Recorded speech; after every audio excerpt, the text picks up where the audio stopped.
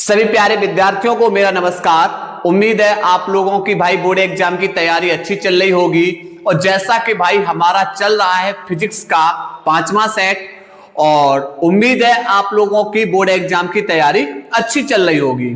और चलिए, जैसा कि भाई हम लोग फिजिक्स के 5वें सेट के अंदर प्रश्न नंबर 5 के घातक कंप्लीट कर चुके थे, आज उसी क्लास को आगे लेकर आए हुए हैं, अध्ययन करने वाले हैं आगामी प्रश्न का। चलिए, प्रश्न नंबर 5 का ड़ आपके सामने ये प्रश्न है। ये 2026 की दृष्टि से महत्वपूर्ण प्रश्न है। क्या प्रश्न बोल रहा है? बोल रहा है समांतर प्लेट संधारित्र की धारिता का सूत्र निगमन कीजिए जबकि इसकी प्लेटों के बीच आंशिक परावैद्युत माध्यम की प्लेट रखी हो। चलिए आओ समझते हैं। देखो, सबसे पहले भाई क्या करना है, हेडिंग डाल लेंगे समांतर प्लेट संधारित्र। जब संधारित्र की प्लेटों के बीच, जब संधारित्र की प्लेटों के बीच परावैद्युत पदार्थ भरा हो तब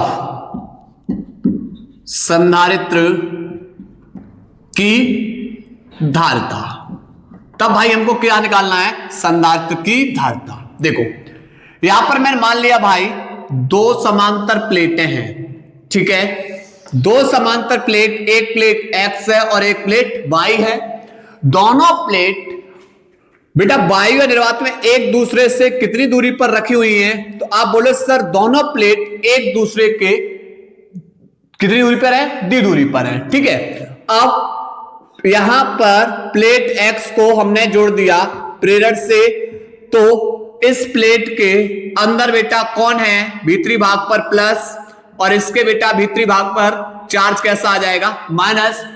और इसके जो प्लेट यहां पर जो Y है, इसको क्या करेंगे? पृथ्वी से जोड़ देंगे। इसके बाहरी भाग को हम किससे जोड़ देते हैं? पृथ्वी पर। तो इसका जो प्लस आवेश है वो कहां चला जाता है? पृथ्वी पर। यह संधारित्र हो गया। लेकिन हम क्या करेंगे? इसकी प्लेटों के बीच हम रखेंगे परावैद्युत पदार्थ को। मैंने मान लिया जैसे बेटा परावैद्युत पदार्थ आप बेटा यहां पर कांच, अब्रक, ठीक है, रख सकते हो, जिसका परावैद्युतांक भाई हमने मान लिया K है। इसका परावैद्युतांक K है और इसकी मोटाई कितनी है? T है, ठीक। अब क्या होगा? अब कहानी ये होगी कि भाई जब प्लेटों के बीच बेटा यहां पर सबसे पहले जब आप इस प्लेटों को आवेशित कर रहे हो तो प्लेटों के बीच वायु या निर्वात में वैद्युत क्षेत्र की तीव्रता कितनी है, फिर प्लेटों के बीच विभवांतर कितना है, उसके बाद ये जो आपने परावैद्युत पदार्थ रखा है इस पर बेटा इस पर वैद्युत क्षेत्र तीव्रता कितनी है और विभवांतर कितना है, ठीक। चलिए आओ समझते हैं। सबसे पहले समझेंगे वायु या निर्वात में, वायु या निर्वात में प्लेटों, वायु या निर्वात में प्लेटों विपरीत प्लेटों के बीच वैद्युत क्षेत्र की तीव्रता क्या होता है भाई? E बराबर सिग्मा अपॉन एप्सिलॉन नॉट। विपरीत प्लेटों के बीच वैद्युत क्षेत्र तीव्रता E बराबर सिग्मा अपॉन एप्सिलॉन नॉट। अब यहां पर वैद्युत क्षेत्र के कारण कौन उत्पन्न होगा? विभवांतर। तो प्लेटों के बीच विभवांतर B बराबर होता है E इंटू में D। चलिए E का मान लगाओ sigma upon epsilon not into D। यहां पर वायु या निर्वात में प्लेटों के बीच की दूरी, देखिए यहां पर ये वायु या निर्वात में प्लेटों के बीच की दूरी D थी, लेकिन इसके अंदर बेटा प्लेटों के बीच में और कौन रखा हुआ है? परावैद्युत पदार्थ रखा हुआ है। तो हम इस अगर परावैद्युत पदार्थ यानी इसकी टी मोटाई का जो परावैद्युत पदार्थ है इसको अगर हम बाहर निकाल दें तो कौन बचेगा? प्लेटों के बीच वायु या निर्वात बचेगा, ठीक है। तो यहां पर बेटा क्या करेंगे, इस प्लेटों के बीच की दूरी d में से अगर परावैद्युत पदार्थ को बाहर निकाल दें तो ये हमारा कौन बचेगा, विभवांतर। तो इसे मान लिया B1, ठीक है, इसको क्या मान लिया हमने, B1। इसी प्रकार अब हम देखेंगे भाई किसमें, माध्यम में। किसमें देखेंगे भाई, माध्यम में, ठीक है। माध्यम में लिखेंगे भाई विपरीत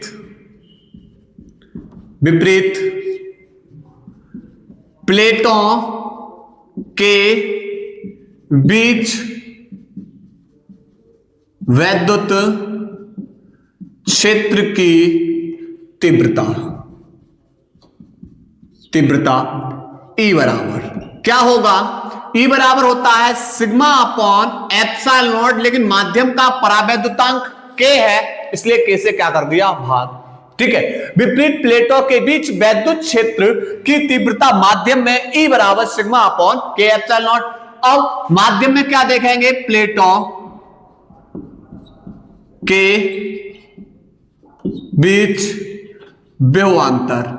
तो आप बोले सर B2 बराबर होगा E इंटू में D, तो यहां पर E को मान बेटा कितनों है, sigma upon K epsilon not into D। भैया इसकी जो मोटाई है वो कितनी है, T है, ठीक है यहां पर, तो ये B2 निकाल लिया। अच्छा, वायु या निर्वात में विभवांतर इतना, माध्यम में विभवांतर इतना, तो अब आपसे पूछे भाई बताओ कुल विभवांतर, तो आप बोलोगे सर कुल विभवांतर B बराबर हो जाएगा B1 प्लस B2, ठीक है। तो मान लगाओ B1 का मान कितना है, sigma upon epsilon not into D minus T, sigma upon epsilon not कोष्टक में D माइनस के T प्लस B2 का मान sigma upon K epsilon not into में कौन है, T। कॉमन कौन आ जाएगा, आप बोलो सर यहां पर भी सिग्मा अपॉन एप्सिलॉन नॉट है, यहां पर भी सिग्मा अपॉन एप्सिलॉन नॉट है, कॉमन ले लो, sigma upon epsilon not common आ जाएगा, तो अंदर बचेगा D माइनस के T प्लस यहां T अपॉन कौन बचेगा, K, ठीक। ये निकाल लिया विभवांतर, ठीक। अब बात कर निकालना क्या है, संधारित्र की धारिता। संधारित्र की धारिता क्या फॉर्मूला होता है भाई, संधारित्र की जो धारिता है इसके लिए फॉर्मूला होता है C बराबर Q अपॉन B, ठीक है। इस B का मान उठाओ यहां लगा दो, तो C बराबर हो जाएगा, देखो यहां पर C बराबर Q अपॉन B का मान sigma upon epsilon not D minus के T plus T upon K, ठीक है। अच्छा, एप्सिलॉन नॉट को ऊपर भेज दो, और सिग्मा पृष्ठीय आवेश घनत्व है, सिग्मा क्या है, पृष्ठीय आवेश घनत्व, और सिग्मा बराबर होता है Q अपॉन A। चलिए, तो एप्सिलॉन नॉट को ऊपर भेज दो, तो C बराबर हो जाएगा एप्सिलॉन नॉट Q बट्टे सिग्मा की जगह लगाओ Q अपॉन A, और कोष्टक में D माइनस के T plus T upon K, ठीक है। कट रहा है कुछ भाई, बिल्कुल, Q से Q कैंसिल, A को भी भाई ऊपर भेज दो, तो C बराबर हो जाएगा एप्सिलॉन नॉट A बट्टे D माइनस के T plus T upon K, ठीक है। ये भाई हमने निकाल लिया किसको, समांतर प्लेट संधारित्र की धारिता जब प्लेटों के बीच आंशिक परावैद्युत पदार्थ भरा हो, ठीक है। चलिए स्क्रीनशॉट लीजिए भाई।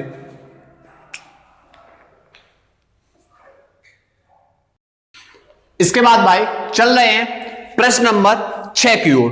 बोल रहा है दिए गए परपथ की सहायता से ज्ञात कीजिए संयोजन की तुल्य धारिता, दूसरा C1 संधारित्र आवेश, और तीसरा संयोजन की कुल संचित ऊर्जा। चलिए आओ समझते हैं। देखो यहां पर ये आपको चित्र दे रखा है, इसमें ये बैटरी का प्लस टर्मिनल है, ये माइनस, प्लस टर्मिनल से बेटा आवेश जाएगा, आगे जाके ये कितने भागों में बटेगा, 2। ऊपर वाले मैंने मान लिया Q1 आवेश गया, और इस वाले भाई Q2, तो इससे Q2 आवेश बाहर निकलेगा, इससे भी कौन निकलेगा बाहर, Q2 आवेश। तो आप बोलो सर इन दोनों में, दो संधारित्र इन दोनों में तो आवेश समान रहा, और जिसमें आवेश अगर समान है तो वो कौन सा क्रम हो जाएगा भाई, श्रेणी क्रम। तो आप लिखोगे C2 व C3 जो संधारित्र हैं वो किस क्रम में है भाई, श्रेणी क्रम में है, और श्रेणी क्रम में है तो फॉर्मूला हो जाएगा 1/C बराबर 1/C2 प्लस 1/C3। तो C2 का मान बेटा 20 प्लस C3 का मान बेटा कितना है 20, हर समान अंशों को जोड़ दो, तो 1 और 1 2/20, 2 एकम 2, 2 धाई 20, यानी 1/c बराबर। ठीक है, अब c का जब एकम मल्टीप्लाई करोगे तो c बराबर 10 का एकम मल्टीप्लाई करोगे तो 10। ठीक, ये बेटा हमने निकाल लिया। दोनों संधारित्र मिलकर एक संधारित्र बन गया, कितने? 10 माइक्रोफैरड का। ठीक है, ऊपर बेटा एक 10 माइक्रोफैरड का संधारित्र है, ये बेटा एक 10 माइक्रोफैरड का संधारित्र और बन गया। ठीक, अब इससे जुड़ी हुई है ये बैटरी, यहां पर B बराबर कितना है? 20 वोल्ट से, और एक संधारित्र बेटा नीचे जुड़ा हुआ है, कितने का? C4 बराबर बेटा 20 माइक्रोफैरड का। कुछ चित्र आपका इस तरीके से बदल गया, चित्र कुछ इस तरीके से। अब आप देखो, जब बैटरी के पृष्ठ टर्मिनल से आवेश निकलेगा तो ये दो भागों में बटेगा, ऊपर वाले में Q1 चला गया, नीचे वाले में Q2। तो देखो, जब दोनों में आवेश भिन्न भिन्न है तो यहां पर ये कौन सा क्रम हो जाएगा? समांतर क्रम। तो आप बोलोगे 10 माइक्रोफैरड, वह 10 माइक्रोफैरड। ये संधारित्र बेटा किस क्रम में है? ये संधारित्र है भाई समांतर, और समांतर क्रम में है तो C बराबर हो जाएगा C1 प्लस C2। C1 का मान 10 प्लस C2 का मान 10 बराबर बेटा कितना हो जाएगा? 20 माइक्रोफैरड संधारित्र पर आवेश। ठीक, अब ऊपर वाला भाई ये संधारित्र मिलकर एक हो गया, कितने? 20 माइक्रोफैरड का। ठीक, इससे नीचे एक 20 माइक्रोफैरड का संधारित्र जुड़ा, और यहां लगी हुई है बेटा बैटरी। ठीक, अब यहां से आवेश निकलेगा प्लस में, पूरे में इससे आवेश Q निकलेगा, इससे भी आवेश बेटा कौन निकलेगा? Q, और लौट के कौन पहुंचेगा? Q। अर्थात भैया यहां पर आप लोग देख रहे हो कि सब में आवेश अब समान हो रहा है, तो कौन सा क्रम हो जाएगा? फिर से भैया हमारा कौन सा क्रम हो जाए? श्रेणी क्रम। तो यहां पर 20 माइक्रोफैरड व 20 माइक्रोफैरड के संधारित्र फिर से किस क्रम में हो जाएंगे भाई?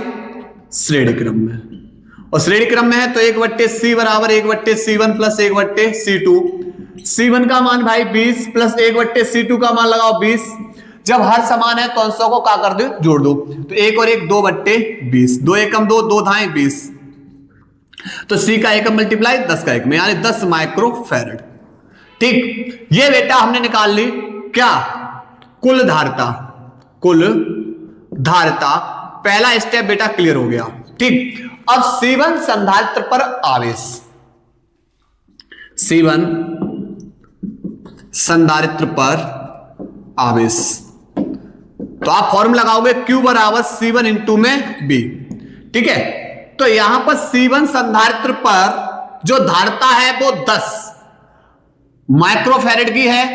ठीक है, C1 संधारित्र पर धारिता 10 माइक्रोफैरड की, वोल्टेज कितने हैं? 20 वोल्टेज, तो 20 दाएं 200 माइक्रो कूलम।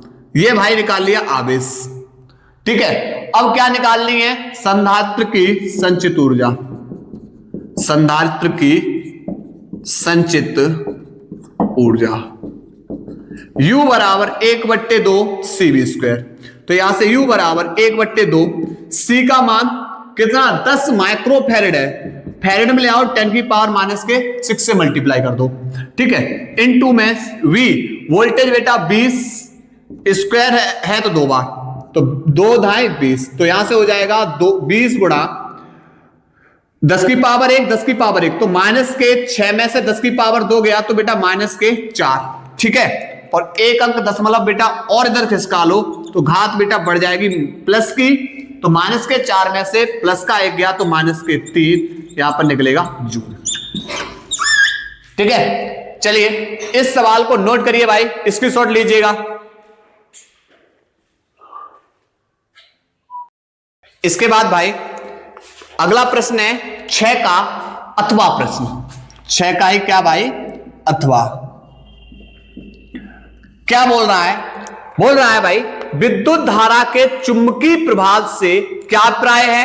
दो धारावाही समांतर चालक तारों के बीच लगने वाले बल का व्यंजक प्राप्त कीजिए।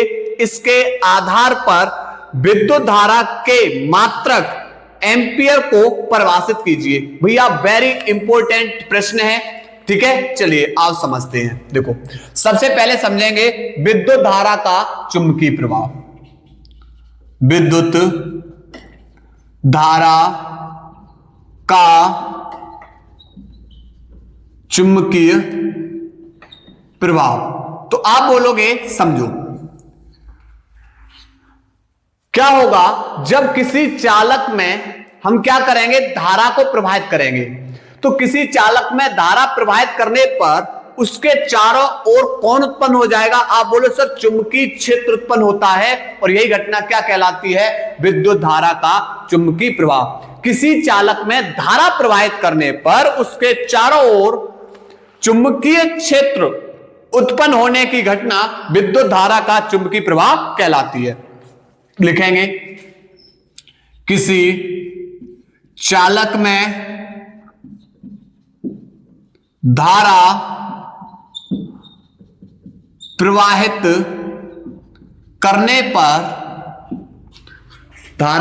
करने पर उसके चारों ओर चुंबकीय क्षेत्र उत्पन्न होने की घटना विद्युत धारा का चुंबकीय प्रभाव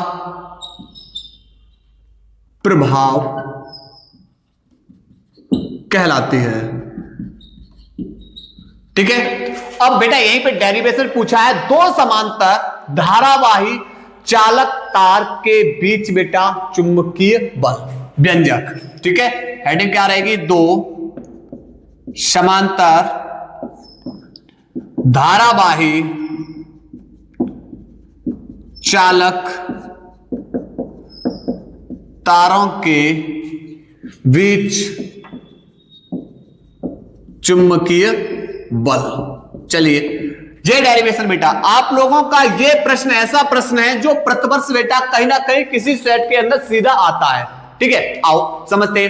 देखिए मान लिया भाई कि यहां पर दो तार ले रहा हूं मैं, दो समांतर तार हैं।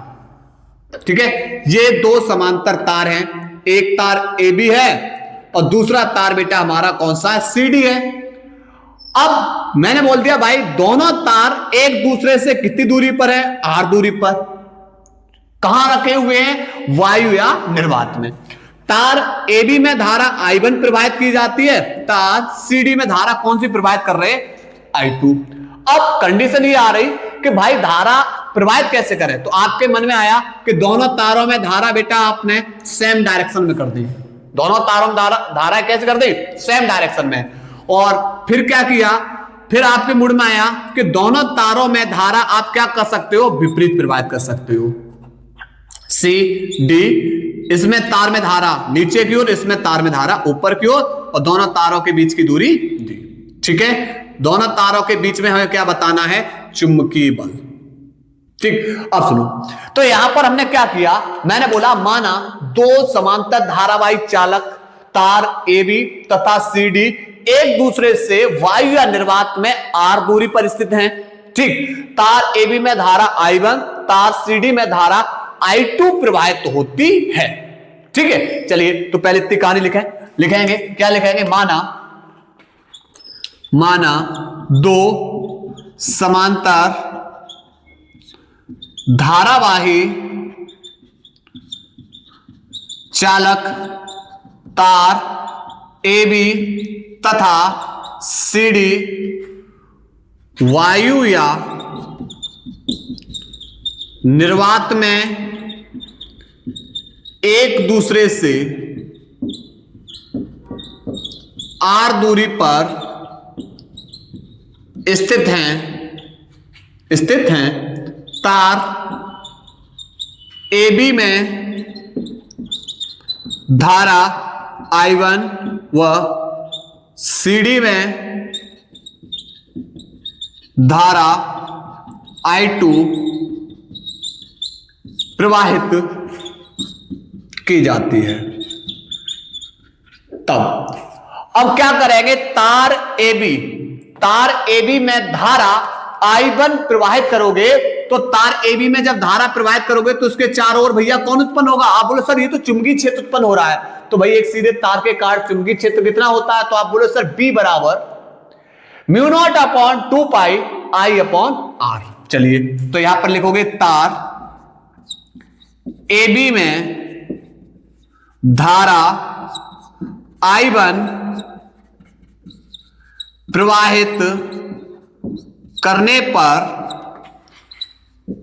उत्पन्न चुंबकीय क्षेत्र B बराबर बेटा μ0 upon 2 pi I upon R पर धारा I1 प्रवाहित कर रहे हो तो I1 लिख दो। यहां पर मात्रक बेटा इसका क्या लग जाएंगे? टेस्ला। ठीक, अब इसी तार के समीप रखा हुआ है दूसरा तार। ठीक, तो जब भाई ध्यान रखना, जब आप एक समान चुंबकीय क्षेत्र में किसी धारावाही चालक तार को रख रहे हो, ठीक, और जिसमें आप किसको प्रवाहित कर रहे हो? धारा को प्रवाहित कर रहे हो, तो इस पर बेटा एक बल लगता है और उस बल के लिए फॉर्मूला होता है F बराबर IBL sin थीटा। ध्यान रखना। ठीक, तो अब क्या करना है? अब लिखना है बेटा कि तार AB के संपर्क में कौन सा तार रखा हुआ है? CD तार रखा हुआ है जिसमें धारा I2 प्रवाहित करते हैं। तब तार CD पर आरोपित बल लिखेंगे तार AB के चुंबकीय क्षेत्र में तार CD स्थित है जिसमें धारा I2 प्रवाहित की जाती है, तब CD तार पर आरोपित बल F बराबर बेटा IBL sin थीटा। ठीक, अब सुनो, यहां पर धारा कौन सी प्रवाहित हो रही है? I2। अब सुनो, लगाओ मान, तो F बराबर बेटा I2 इंटू B का मान बेटा जो आपने निकाला वो लगाओ, μ0 अपॉन 2 पाई I1 बट्टे R। उसके बाद फिर कौन है? L। अब बात करेंगे एंगल की, साइन। अब देखो, अब मुझे निकालना है बल की दिशा कि भैया जब तार में धाराएं समान प्रवाहित हो रही हैं तब बल किधर लगेगा, और जब तार में धाराएं विपरीत दिशा में प्रवाहित हो रही हैं तब बल किधर लगेगा। चलिए तो भैया लगाएंगे दाएं हाथ की हथेली का नियम। अंगूठा धारा की दिशा में करना है, उंगलियां उस क्षेत्र की ओर करना है जिधर चुंबकीय क्षेत्र की गणना करनी है। हथेली बताएगी बल की दिशा किधर लगेगा। देखो इस तार में धारा किधर प्रवाहित हो रही है? आप बोले सर ऊपर, तो अंगूठा ऊपर। दोनों तार के बीच में चुंबकीय बल बताना है तो उंगलियां बेटा दूसरे तार की ओर कर दो। हथेली दिशा किधर है? आप बोले सर हथेली दिशा अंदर की ओर, यानी इस पर जो बल लगेगा भैया वो किधर लगेगा? अंदर की ओर। ठीक है, बल किधर लगेगा? अंदर। इसी प्रकार इस तार में देखो भाई धारा किधर प्रवाहित हो रही? ऊपर। अंगूठा धारा की दिशा में, उंगलियां उस ओर बेटा खोल दीजिए जिधर चुंबकीय क्षेत्र बताना है, चुंबकीय क्षेत्र है। अब बेटा हथेली दिशा किधर बताएगी? हथेली दिशा किधर है? बाहर की ओर, तो भैया इस पे बल लगेगा बाहर की ओर। इस पे बल किधर लग रहा? बाहर की ओर। ठीक है यार। इसी प्रकार इसमें देखो, इसमें जब दोनों तार में धाराएं समान प्रवाहित हो रही हैं तो बल लग रहा है विपरीत। बल कैसा लग रहा है? विपरीत। और जब विपरीत प्रकार के बल एक दूसरे को क्या करेंगे? आकर्षित। ध्यान रखना।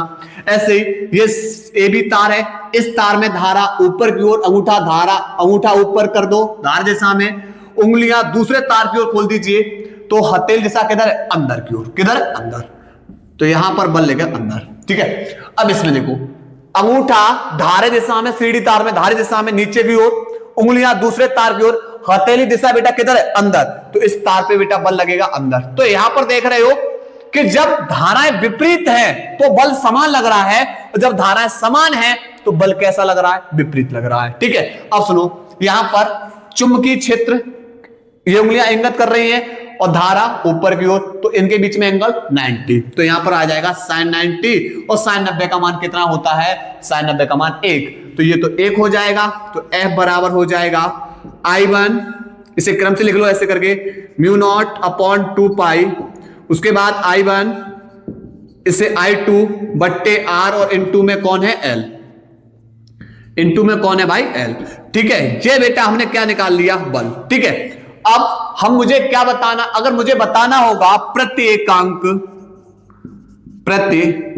एकांक लंबाई पर बल, तो ये L गुणा में दूसरी ओर जाके भाग में, तो F बराबर हो F अपॉन L बराबर हो जाएगा म्यू नॉट अपॉन 2 पाई I1 I2 बट्टे R।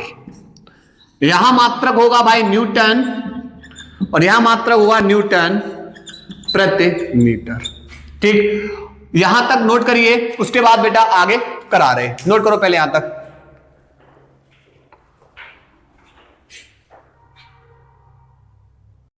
इसके बाद अब देखो, अब लिखेंगे नोट पॉइंट।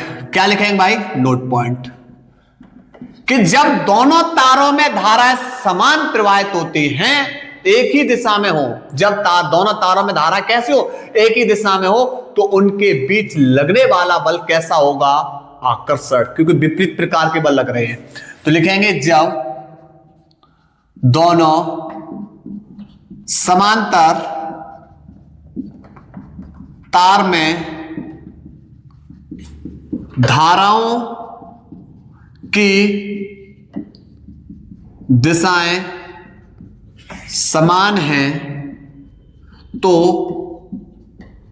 उनके बीच आकर्षण बल लगता है। ठीक, और जब दोनों तार में धाराएं कैसी विपरीत हैं, तो बल भैया समान लग रहा है, तो एक दूसरे के बीच में बल कैसा लगेगा, प्रतिकर्षण। जब दोनों तार में धाराएं विपरीत दिशा में प्रवाहित होती है, तो उनके बीच प्रतिकर्षण बल लगता है। प्रतिकर्षण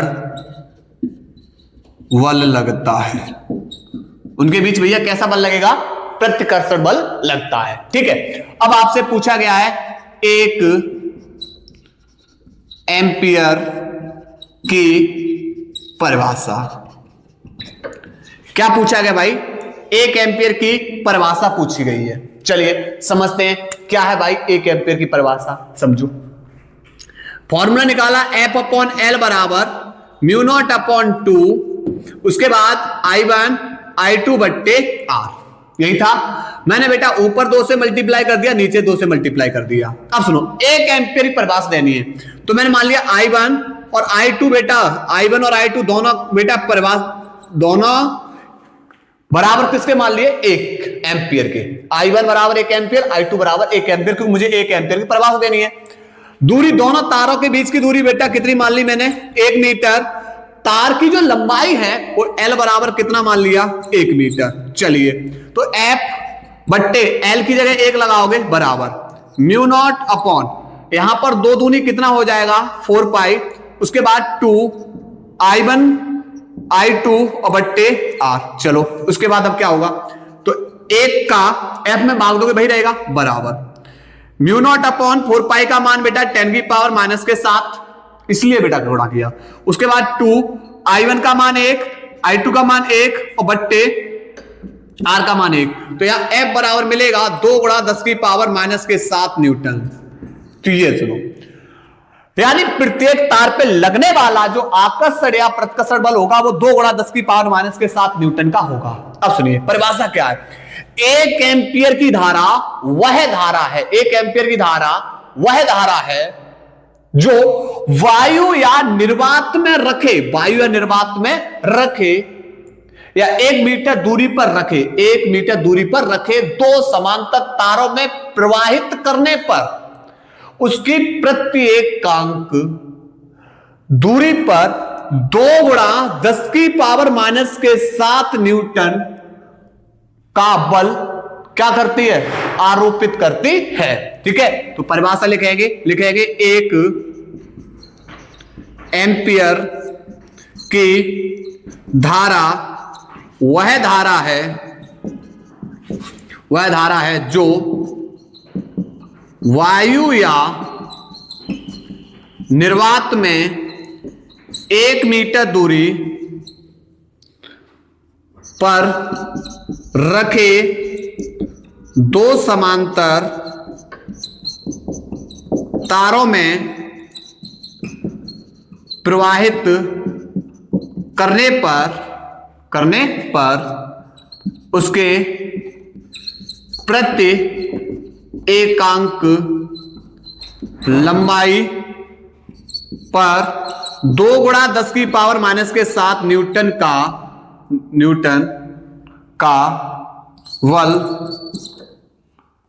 का आकर्षण या प्रतिकर्षण बल आरोपित करती है। ठीक है, 1 एम्पीयर धारा वह धारा है जो वायु या निर्वात में 1 मीटर दूरी पर रखे 2 समांतर तारों में प्रवाहित करने पर उसके प्रति एकांक लंबाई पर 2 गुणा 10 की पावर माइनस के 7 न्यूटन का आकर्षण या प्रतिकर्षण बल आरोपित करती है। ठीक है, आरोपित करती है। ठीक है, चलिए नोट करिए भाई, स्क्रीनशॉट लीजिए भाई यहां तक।